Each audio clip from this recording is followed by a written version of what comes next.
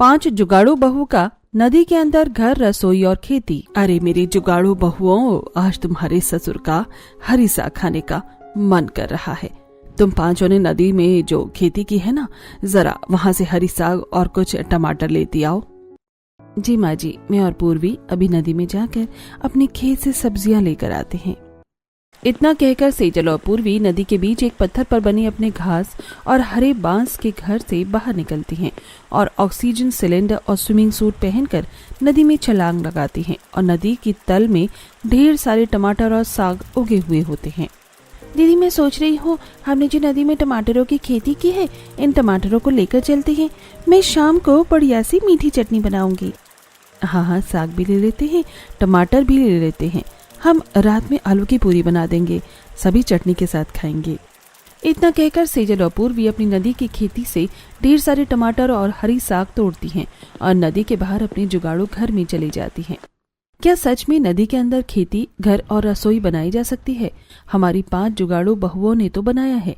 चलिए जानते हैं आखिर नदी के अंदर घर, रसोई और खेती हमारी 5 जुगाड़ू बहुओं ने कैसे की। बंजर सूखे खेत में चिलचिलाती धूप में राघव, गौरव, विकास और अमित हल चला रहे होते हैं। गौरव, थोड़ा जोर लगा, हल आगे नहीं बढ़ रहा है। भैया, मैं पूरी ताकत से ठेल रहा हूँ, पता नहीं क्यों हल आगे नहीं बढ़ रहा है। भैया, हमारा हल भी आगे नहीं बढ़ रहा है, जमीन में अटक गया है।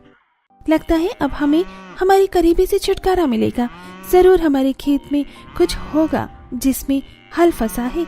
चलिए देखते हैं। कहीं हमें खजाना मिल जाए तो मजा आ जाएगा।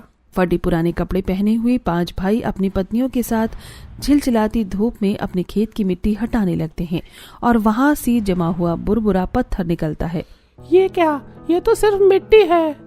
एक समय में ये खेत सोना उगलती थी और इस गर्मी और हमारी बदकिस्मती की वजह से आज इस खेत की मिट्टी अंदर ही अंदर जमकर ईंट बनती जा रही है।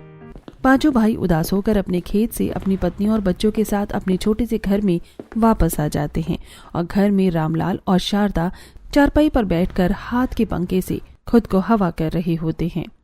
क्या हुआ बच्चे, तुम लोग पसीने से इतना तरबतर हो और इतना उदास क्यों हो? पापा जी, हमारे खेत में हल तक नहीं चल रहा है। बिना सिंचाई के हम खेती नहीं कर सकते। इस साल भी बारिश की कोई संभावना नहीं है और हमारे गांव में कोई नदी भी नहीं है, ना ही कोई नहर है। एक नदी है, वो गांव के बाहर है। वहां से पानी लाकर यहाँ तक सिंचाई करना भी संभव नहीं है। आप लोग उदास मत हो, भगवान के घर में देर है अंधेर नहीं। हमारी भी खेती होगी, हमारी भी फसल उगेगी। अब तुम लोग हाथ मुंह धोकर बैठो, बहुत भूख लगी होगी। हाँ, हम अभी खाना बनाते हैं। 5 भाई और बच्चे घर के बाहर आंगन में हाथ मुंह धोने लगते हैं और सेजल घर के अंदर छोटे से चूल्हे को जलाकर इधर उधर रखे राशन के खाली डिब्बों को झांकने लगती है। क्या हुआ बहू, तुम राशन के डब्बे क्यों झांक रही हो? माँ जी, दीदी इसलिए डब्बे झांक रही हैं क्योंकि किसी डिब्बे में कोई अनाज ही नहीं बचा है, न ही कोई सब्जी बची है।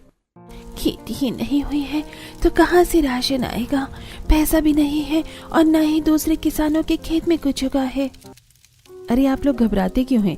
आटा है ना, रोटी बना देते हैं और थोड़ी प्याज है, उससे खा लेंगे। भाभी, हमारे गांव की प्याज बहुत तीखी है, इसमें रोटी नहीं खाई जाती, गले और आंखों में बहुत लगती है। हाँ मम्मी, मैं प्याज रोटी नहीं खाऊंगी, कुछ और बना दो ना।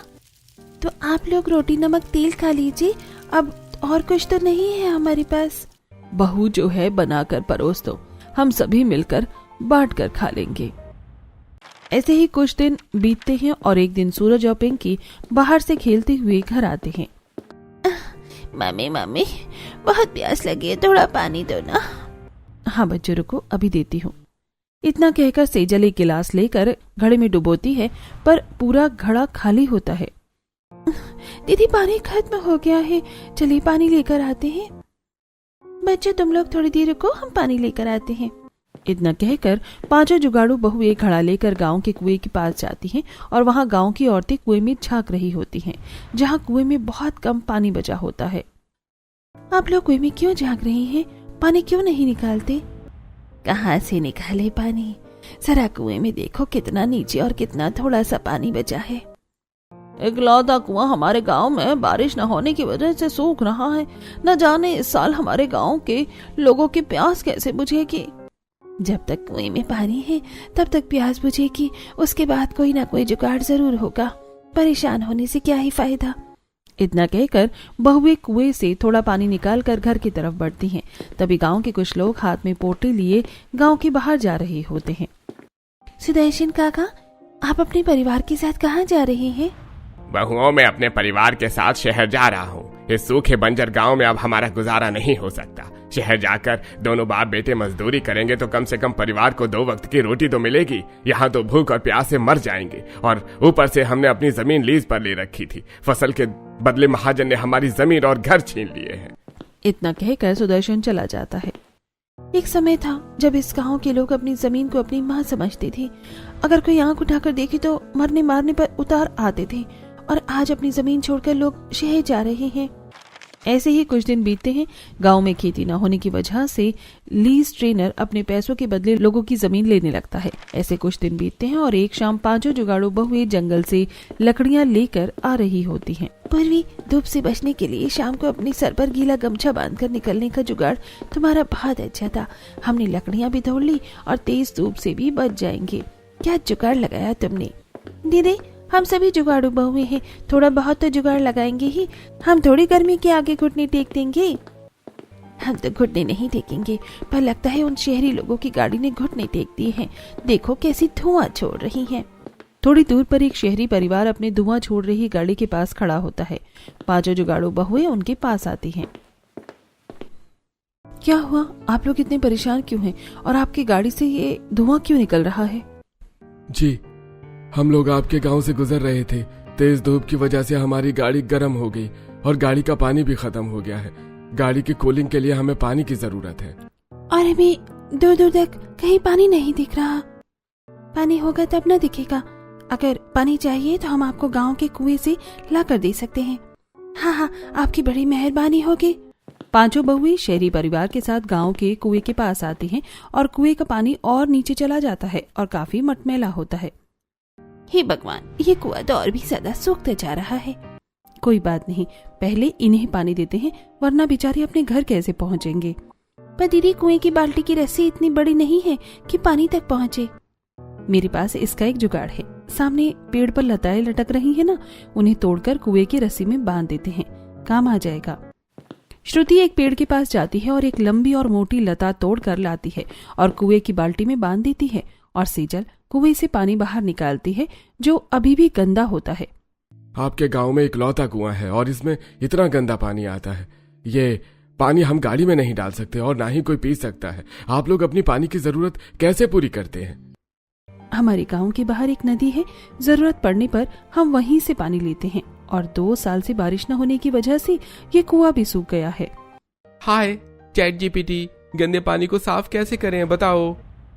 पानी 3 स्टेप में फिल्टर होता है। पहले उसे छाना जाता है, फिर कंकड़ पत्थर के साथ उसे और प्योर किया जाता है, जिससे पीने लायक पानी बनता है।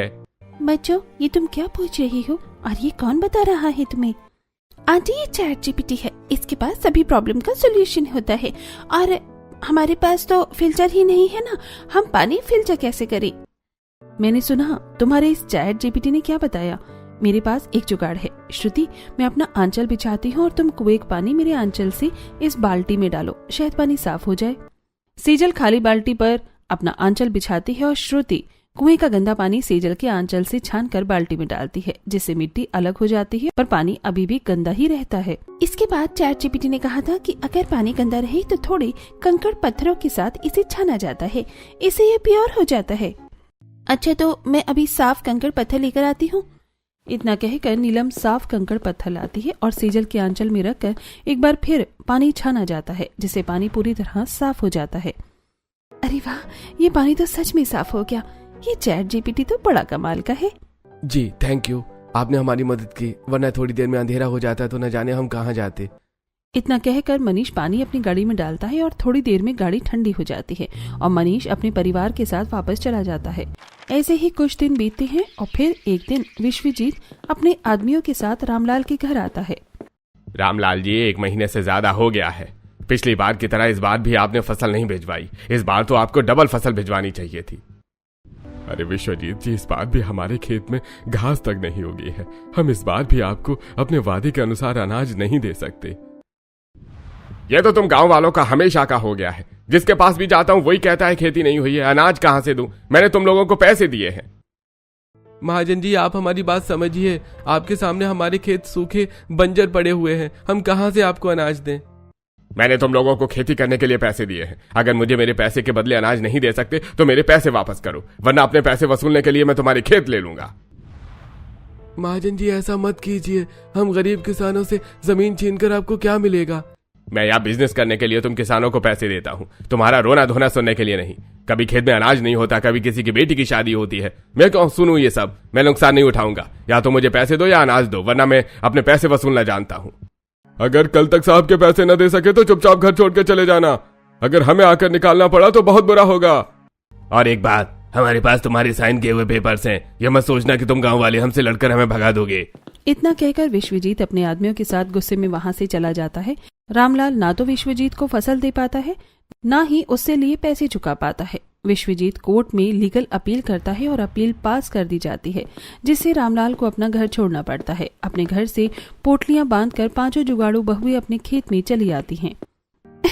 मम्मी, हम लोग अपना घर छोड़कर खेत में क्यों चले आए हैं? यहाँ बहुत तेज धूप है।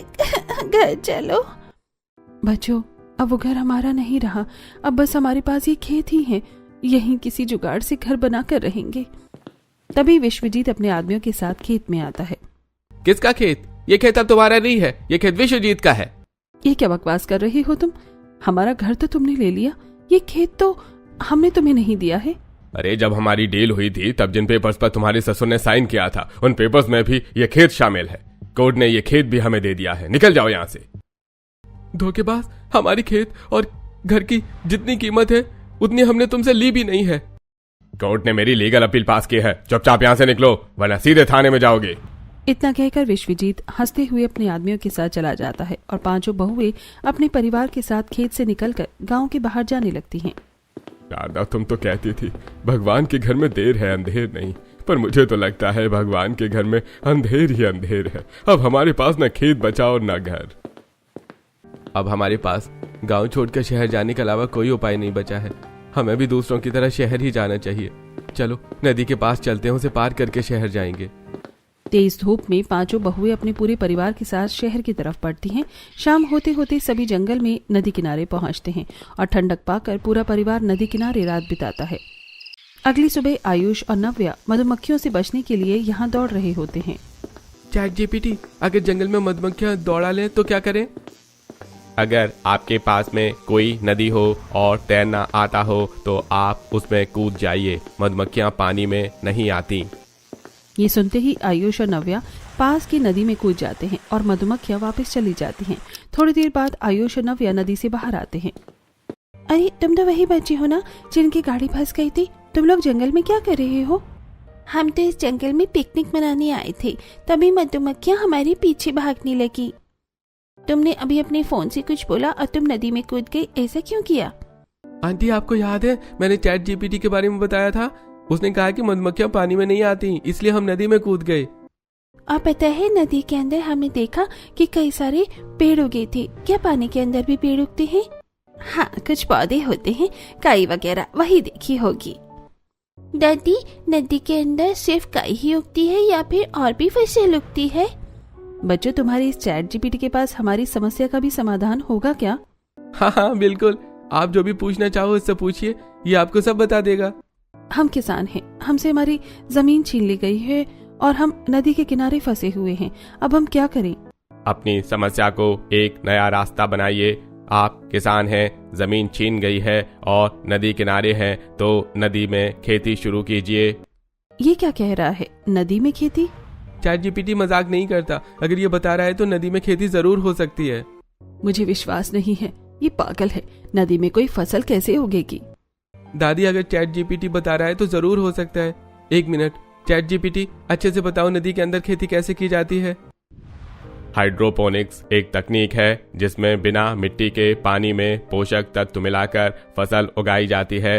इस तकनीक से पानी के अंदर भी खेती संभव है। पांचों जुगाड़ू बहुएं ध्यान से पूरी जानकारी सुनती हैं और आपस में बात करती हैं। माँ जी, मुझे लगता है नदी के अंदर खेती हो सकती है, हम नदी में खेती करेंगे। बहू, तुम पागल हो गई हो, नदी में तुम लोग खेती कैसे करोगी? शारदा, ये आधुनिक बातें हैं, अगर बच्चे बता रहे हैं तो जरूर कुछ सच होगा।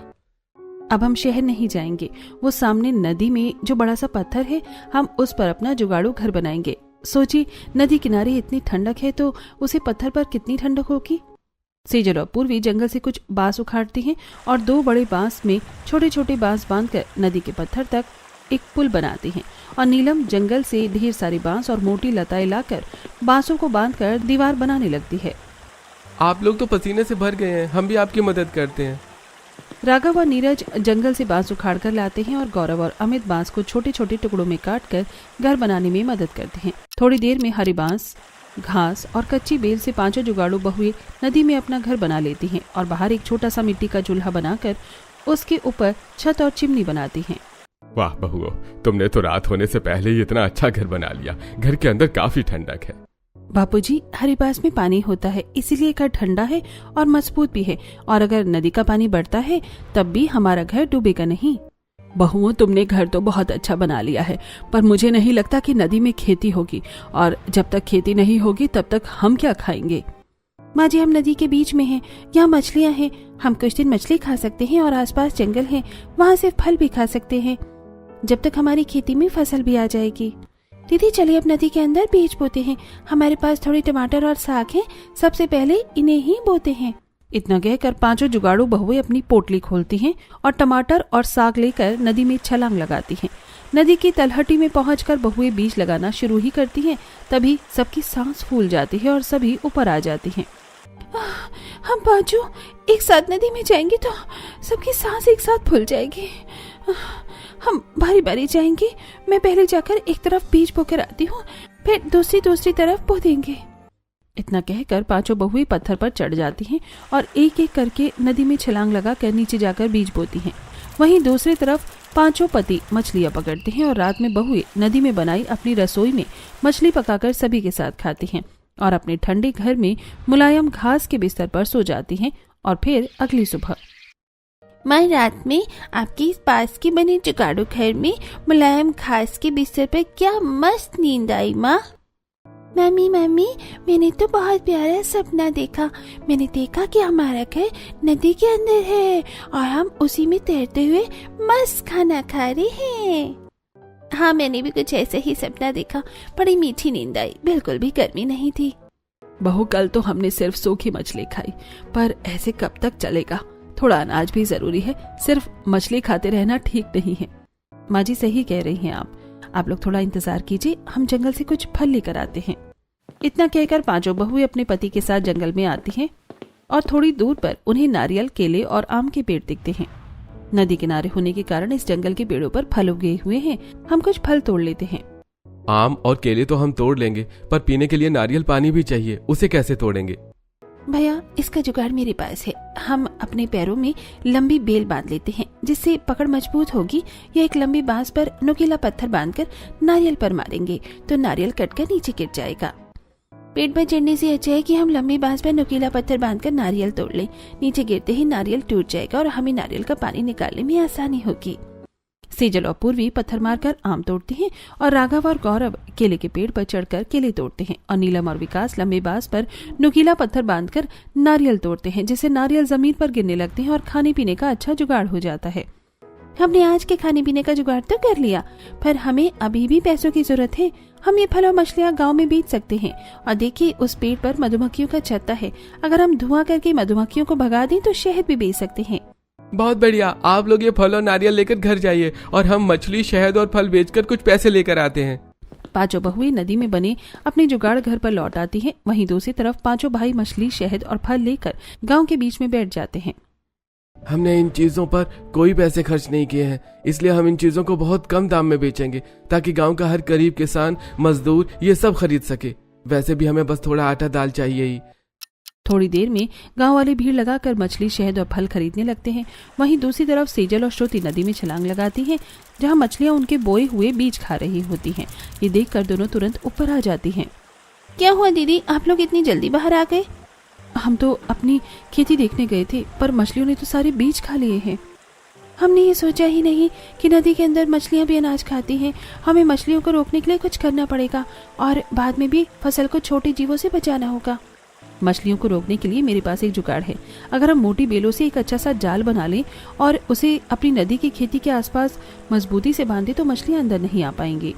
हाँ दीदी, बहुत बढ़िया जुगाड़ है। ऐसे ही कुछ दिन बीतते हैं और बहुएं रोज नदी में छलांग लगाकर अपनी खेती देखती रहती हैं और जंगल और नदी से खाने पीने का जुगाड़ करके 1 महीना बिताती हैं। बहुओं, 1 महीना हो गया है, तुम्हारी नदी की खेती को फसल हुई है क्या? हाँ बापूजी, लाल लाल टमाटर और साग हो गए हैं, हम अभी लेकर आते हैं। इतना कहकर 5 जुगाड़ू बहुएं एक साथ नदी में छलांग लगाती हैं और जाल हटाकर अपने खेत के पास जाकर लाल टमाटर और साग तोड़ने लगती हैं। काफी देर हो गई, बहुएं नदी से बाहर नहीं आई। हाँ, लगभग 5 मिनट हो गए, लगता है हमें जाकर देखना होगा। पूरा परिवार नदी की तरफ देखता रहता है और थोड़ी देर बाद 5 जुगाड़ू बहुएं टमाटर और साग लेकर बाहर आती हैं और पत्थर पर चढ़ जाती हैं। ये देखिए आप लोग, हमारी मेहनत रंग लाई। हमारी नदी के अंदर की खेती में फसल हो गई है। अब हम सब्जियां भी खाएंगे और बेचेंगे भी। बहुओं, तुम लोग इतनी देर तक नदी के अंदर थी, कैसे?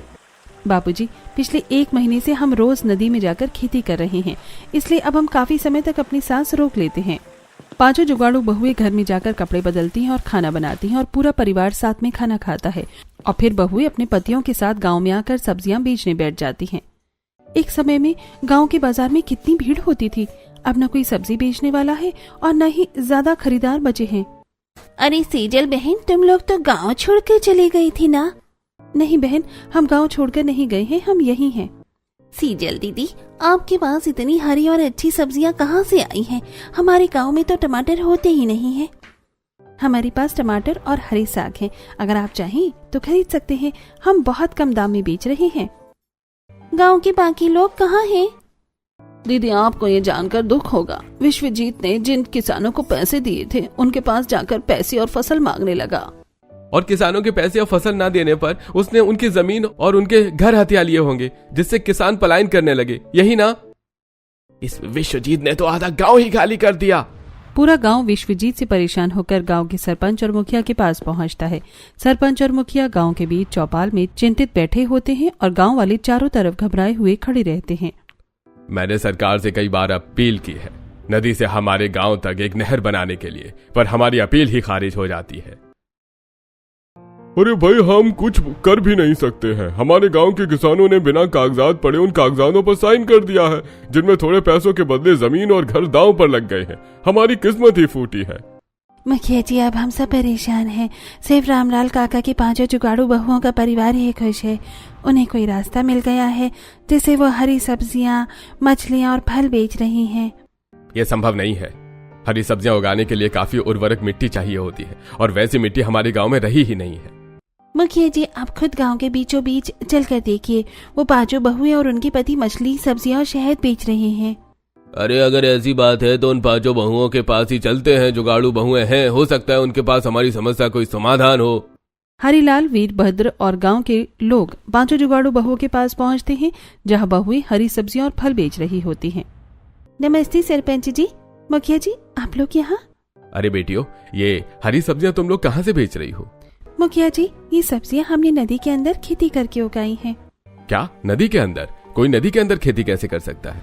सरपंच जी, हमें पता है आप लोगों को हमारी बात पर यकीन नहीं होगा। आप एक बार हमारे साथ नदी किनारे चलिए, वहाँ खुद देख लीजिएगा। सरपंच, मुखिया और पूरा गांव 5 बहुओं के साथ नदी के किनारे पहुंचता है। सामने नदी के बीच बने जुगाड़ू घर, रसोई और नदी के अंदर फैली हरी भरी खेती देखकर सभी हैरान रह जाते हैं। बहुओं, ये सब तुमने कैसे कर लिया? नदी के बीच के पत्थर को तुमने घर और खेती के लिए इस्तेमाल कर लिया? सरपंच जी, आवश्यकता ही आविष्कार की जननी है और इसका सबसे बड़ा उदाहरण आपको नदी में कूदकर मिलेगा।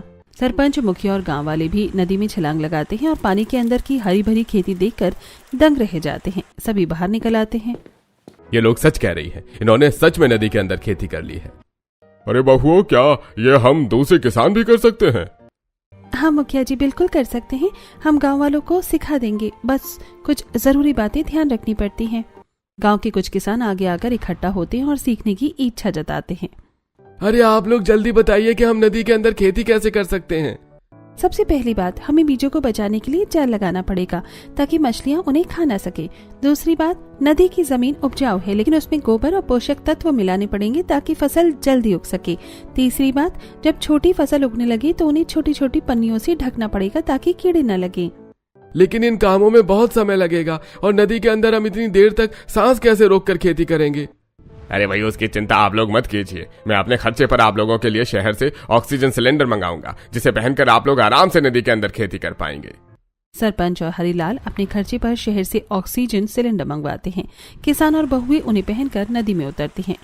आप लोग सबसे पहले एक कतार में बीज बोना शुरू कीजिए, तब तक बाहर जाल तैयार हो रहे हैं। बीज बोने के बाद हम ऊपर से जाल लगा देंगे। अरे भाई ठीक है सेजल बेटी, हम समझ गए। गांव के सभी किसान मिलकर नदी की तलहटी में एक कतार में अलग अलग सब्जियों के बीज बोते हैं और बेलों की मोटी जाल से उन्हें ढक देते हैं। कुछ दिन बीतते हैं और नदी के अंदर हरी भरी सब्जियां लहराने लगती हैं।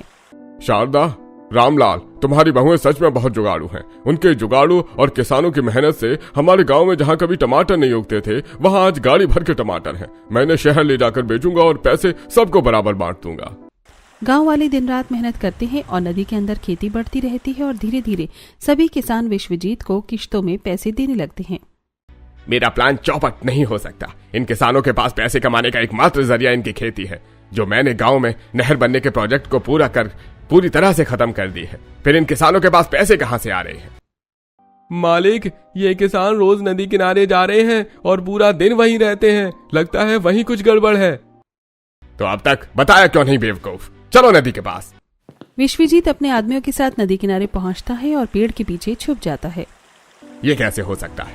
टोकरियां भरकर टमाटर, बैंगन, भिंडी ये लोग नदी के अंदर से कैसे निकाल रहे हैं?